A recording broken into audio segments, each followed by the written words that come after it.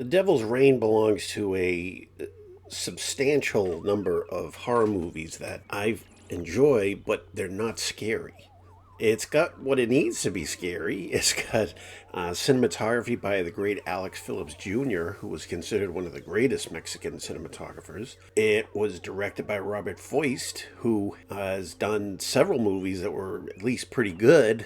They had potential. It's got a whole bunch of B actors, and it's got William Shatner. What the hell more do you want? It has Tom Skerritt before Alien. It has Ida Lupino long after the great movies she was in. Anton LaVey, a real Satanist, was an advisor to it. So why wasn't it better? It joins the Mephisto Waltz, The Other, and a couple of other 70s movies that I just enjoy watching, even though they fail as horror movies. So Ernest Borgnine is the leader of a satanic cult, a Satanist, back in colonial New England. And after all this time, Ernest Borgnine has been trying to get this magic book. Now, you'd think after all this hundreds of years, he'd figure out just freaking, wait outside the front door every day and jump him or something. I don't know, but it doesn't seem like a very efficient way of getting this book. And the book binds everybody's souls to Satan, according to the Wikipedia description. Because I had to look it up because I couldn't remember what the goddamn book was so important for. That's a weird Yoda-like construction of a sentence, isn't it?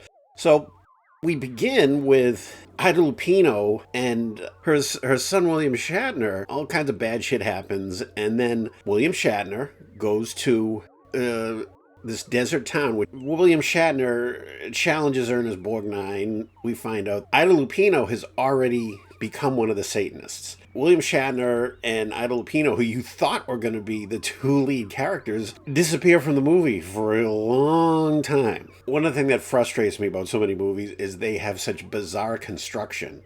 This was long before the famous Disney memo about how to write a script. So now movies are the opposite problem. They have great construction, but they're kind of dead. They don't have the kind of liveliness that a crazy-ass movie like this could have. Tom Skerritt shows up, the other younger son of Ida Lupino. So he shows up. Eddie Albert gets dragged into this. Now, Eddie Albert was a big deal in television in the 60s, but, in the 70s, if you're a kid, you want to go see a scary movie. Eddie Albert isn't exactly a marquee name, but then neither was anyone else in the movie. The book is really not the big MacGuffin. The big MacGuffin is this bottle, which has all the souls of everybody who's in the book. So it's kind of like you get R2-D2, but he's really not a big deal. It's the Death Star plans.